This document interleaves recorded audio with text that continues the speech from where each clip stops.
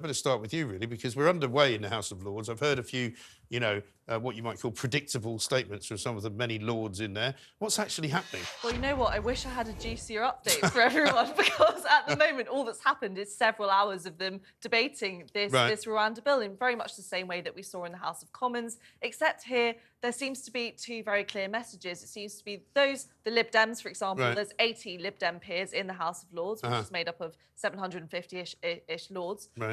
They all want to just topple the Rwanda scheme entirely.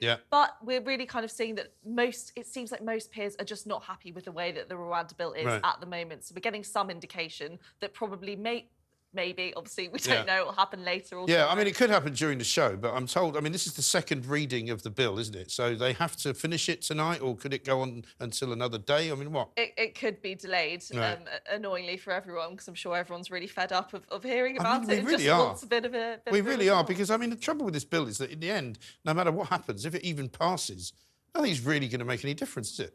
Well, this is it. So Rishi Sunak has long said he doesn't know when flights will take off, but we've recently had more of an indication that he said that he actually wants them to take off by the spring. The likelihood of that happening, though, given the fact that this bill is still in the House of Lords and there's still so many obstacles to overcome, it is just seeming like a very, very slim chance that that will happen, especially even before the next general election, when we know if Labour do get into government, they're not going to go ahead with the scheme. And it does seem as though, a bit like the vaping story today, which is the other sort of big story politically of the week so far, that, Rishi Sunak's sort of clutching at these straws, hoping that something's going to happen, like something's going to be magicked out of the air, and everyone's going to go, I see what you're doing. You're a genius. We must re-elect you. I mean, I don't know what's going on. Georgia, let me ask you. I mean, is there any point to this Rwanda bill?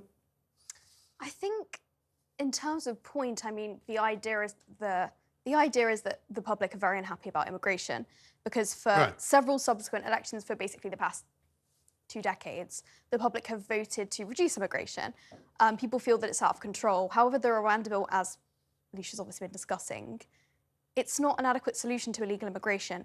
People are getting lost in the weeds. They don't understand what it means. Even if it does happen, will people actually be sent to Rwanda? It's really reeks of a kind of national crisis, because the government are saying one thing, another thing is happening or not happening.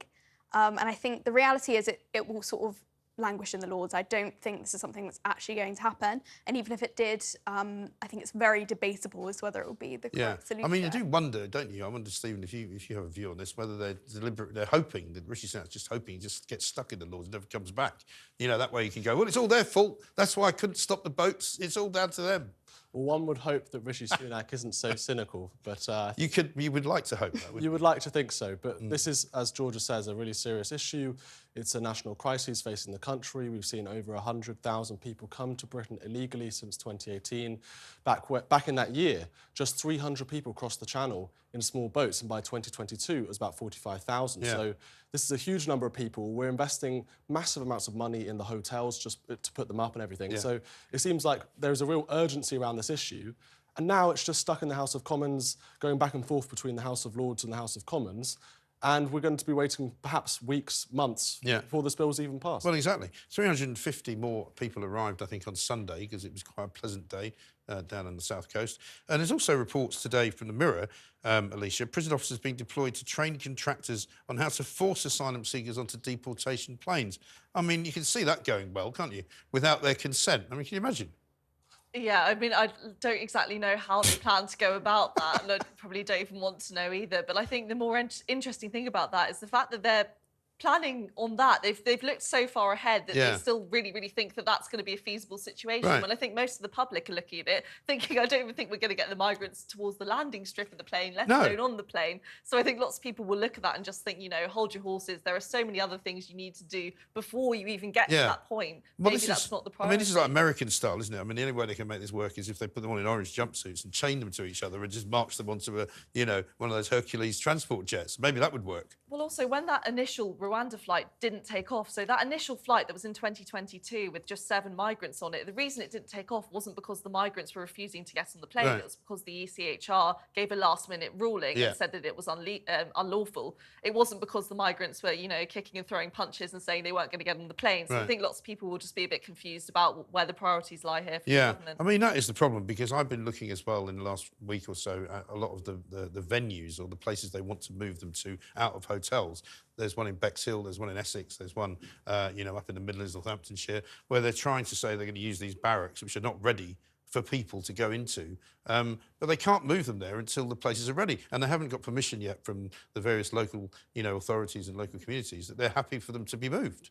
Definitely. So Rishi Sunak has said for ages he wants to move the migrants out of hotels. Obviously, this has been a huge issue for local communities. Lots of MPs have raised the issue, saying that their constituents are really angry about migrants being in these hotels. But what he hasn't done is set up adequate spaces for them to move to. You can't close these hotels and then have nowhere to put the migrants.